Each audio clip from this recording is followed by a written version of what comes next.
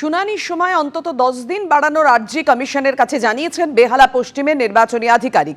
বেহালা পশ্চিমে এখনো শুনানি বাকি রয়েছে 16,282 জনের। শুনানির সময় বাড়াতে আর্জি মেটিয়াবুরুজ মগরাহাট পশ্চিমের নির্বাচনী আধিকারিকের। শুনানির সময় বাড়াতে আর্জি জানিয়েছেন কসবা, ক্যানিং পূর্ব, মহেশতলা, ভাঙড়ের নির্বাচনী আধিকারিকরা। এই সমস্ত বিধানসভায় শুনানির কাজ এখনো শেষ হয়নি, তাই শুনানির সময়সীমা বাড়ানো হোক, এমনটাই আর্জি তাদের। খবর সূত্রে মেটিয়াবুরুজের লজিক্যাল ডিসক্রিপেন্সির তালিকায় 86,754 জন রয়েছে। এখনো বাকি রয়েছে মেটিয়াবুরুজে 24,747 জনের শুনানি। মগরাহাটে লজিক্যাল ডিসক্রিপেন্সির তালিকায় 78,309 জন। ক্যানিং পূর্বে লজিক্যাল ডিসক্রিপেন্সির তালিকায় 1,39,001 জন। শুনানি শেষ হলেও ডকুমেন্ট আপলোড করতে সময় লাগবে জানিয়েছেন ইআরও। কথা বলবো, আমাদের সঙ্গে রয়েছেন আমাদের প্রতিনিধি রুমা পাল। রুমা, বিভিন্ন জায়গায় শুনানির কাজ শেষ হয়নি বলেই শুনানির সময় বাড়তি চেয়েছেন নির্বাচনী আধিকারিকরা, কমিশন সূত্রে কিছু জানানো হয়েছে? দেখো, জানিয়ে রাখি, মালদা, দক্ষিণ 24 পরগনা, কার্শিয়াং, উত্তর কলকাতা থেকে এই আর্জি এসেছে। এবং দক্ষিণ 24 পরগনা ক্ষেত্রে যদি ধরি, সেক্ষেত্রে দেখো বেহালা পশ্চিমের নির্বাচনী আধিকারিকের থেকেই যে আর্জি এসছে সেটা বলা হয়েছে প্রায় 10 দিন বাড়ানো হোক সময়সীমা।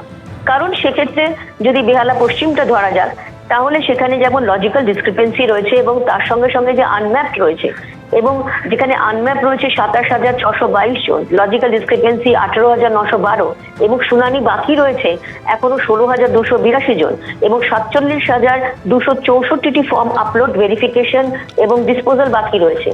অন্যদিকে জানিয়ে রাখি, বেহালা পশ্চিমের সাথে সাথে এবং অবশ্যই মেটিয়াবুরুজ রয়েছে, মেটিয়াবুরুজের সাথে মগরাহাট পশ্চিম রয়েছে, কসবা রয়েছে, ক্যানিং পূর্ব এবং মহেশতলা, ভাঙড়, এই সমস্ত জায়গায় কিন্তু শুনানি এখনো শেষ হয়নি।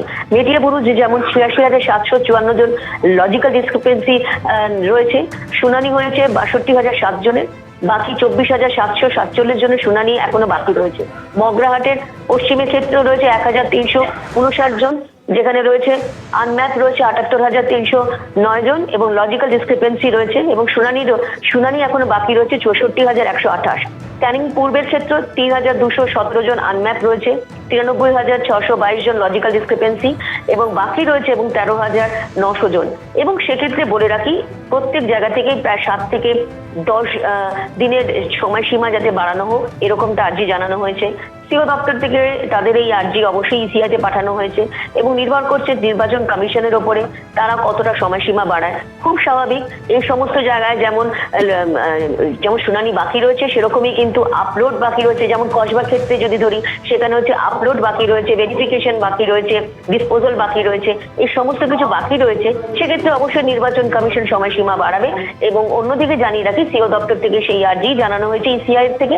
অবশ্যই বিকেল পর্যন্ত বা আজকে পর্যন্ত আমাদের জানা যাবে যে কতদিন এই শুনানি বাড়ানো হচ্ছে। তবে এটা ঠিক, যেখানে যেখানে শুনানি শেষ হয়ে গেছে সেই সমস্ত জায়গায় শুনানির সময়সীমা বাড়ানো হবে না। যেখানে শেষ হয়নি, যারা আর্জি জানিয়েছেন তাদের ক্ষেত্রেই কিন্তু এই শুনানির সময়সীমা বাড়ানো হবে, এমনটাই কিন্তু কমিশন সূত্রে খবর। ধন্যবাদ তোমায় রুমা। এবিপি আনন্দ, এগিয়ে থাকে, এগিয়ে রাখে।